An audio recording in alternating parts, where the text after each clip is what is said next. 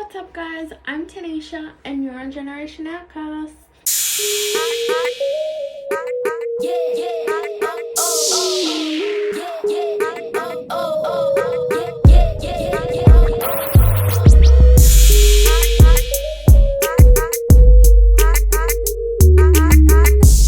First of all, I hope you guys had a really good week last week.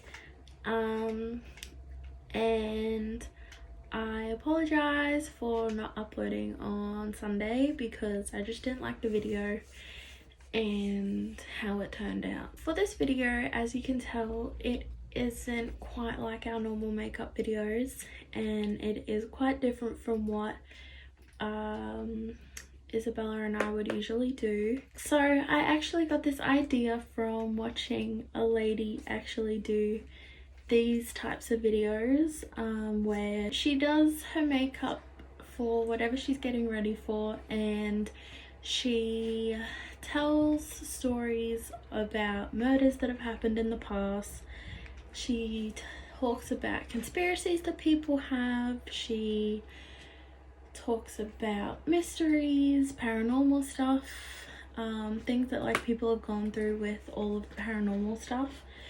So yeah, I thought it would be really fun to do one of these types of videos.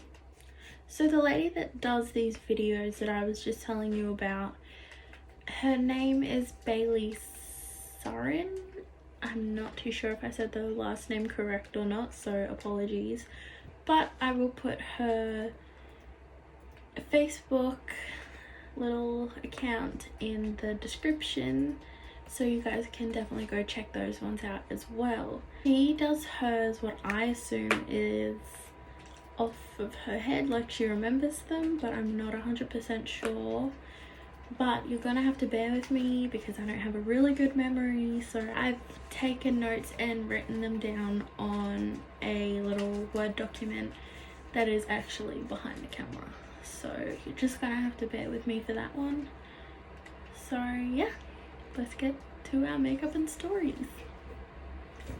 I'm just going to use my Such a Gem palette and my Stefan's palette, and the look I'm going to go for is purple and a bit of blue. So the story I'm telling you is about a woman in 2016 named Angela Diaz, and she was living her best life in Anaheim, California. So Angela was recently married to what she said was the love of her life, who was a US Marshal called Ian Diaz, and she was actually pregnant with 2 twins. Their marriage was going great and everything, until she started receiving some horrific emails full of threats and disturbing images of dead babies and women. She started getting a little bit worried about that, but I think at that point she just kind of ignored them and deleted them, until she informed the police that people that she didn't know, so strangers, started surrounding her house and threatening to sexually assault her. And then she found that some group of strangers that she didn't know had started replying to sex fantasies on Craigslist. Now, if you don't know what Craigslist is, it's almost a mix of Gumtree and eBay, and you can find jobs and houses and everything like that on there. So one of the correspondents to the emails that these strangers had replied to had ended up in contact with the police, and he seemed, from what I read, a very talkative person. And the police found out that these people had actually given out Angela's address, her walking routines and routes, and go on with the sexual assault even if she resisted. Once the police found out this information, they went to go find Angela, and she was actually on one of her walking routes that was put up on Craigslist. And when the police found her, she had just fought off somebody who obviously knew about the Craigslist ad and was trying to actually assault her.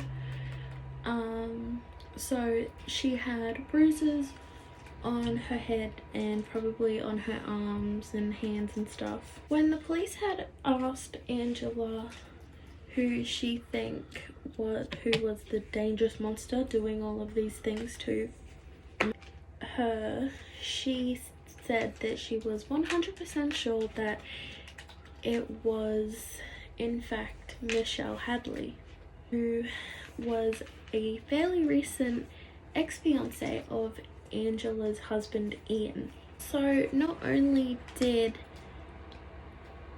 Michelle actually have plenty of motive, but Angela had actually stolen Ian off of Michelle, because the first day she met him, he fell in love with her, and then obviously they got married, but they also moved into the condo that Ian and Michelle were going to move into together, and that her name was also listed down on one of the people that were going to live there.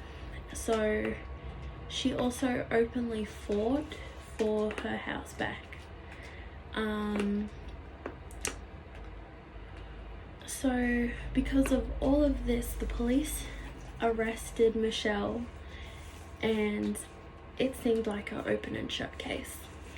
Once the police had done further investigation on Angela's case, they had found the IP address that was sending the deranged emails, and the emails were sent by Angela herself.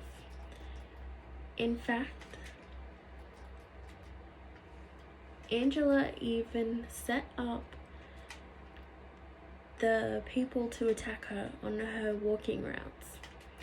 So obviously Angela was arrested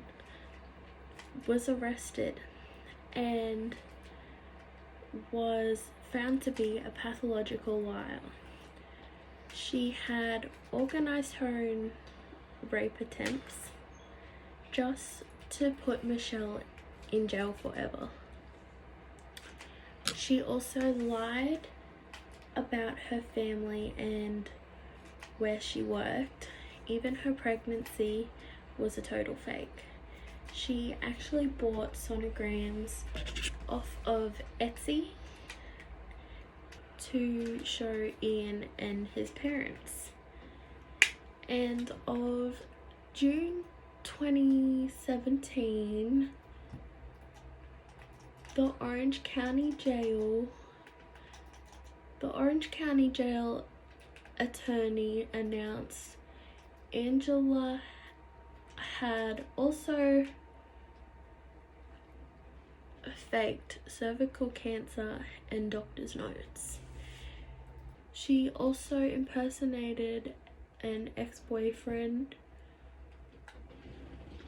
and not only that, Angela was in fact going to sell her story as its own little Gone Girl, her own little Gone Girl story, I guess you could say, for Lifetime TV. and for Lifetime TV movie, which she had titled A Darkness Within, the Angela Diaz story. So to me, she was doing it for attention and for fame. I don't know whether you guys think that, but let me know what you think in the comments. And yeah, so after raiding Angela's computer, the police arrested Angela and exonerated Michelle, who by that time, by the way, had spent 88 days already in a cell at that point. After Ian had found out that Michelle had actually done the emails and what she had done, and that she had lied to him about the family, he had had enough and had wanted to and had tried to have the marriage exonerated. When the trial finally came to, obviously, its court date, Angela Diaz was found guilty, obviously, and was imprisoned for 5 years. As I've read and copied down in my notes, one hell of a rap sheet for trying to make it into a movie. And including, but not limited to, perjury, grand theft, 2 counts of kidnapping by cop, and 2 counts of false imprisonment. So yeah, to me it definitely sounds like she was just trying to make a name of herself and trying to make a story and become famous from it. But she got caught out, which she should have been, really. And yeah, I hope you guys enjoyed it. I will also again put the link for Bailey's videos in our description, and yes, definitely go have a look.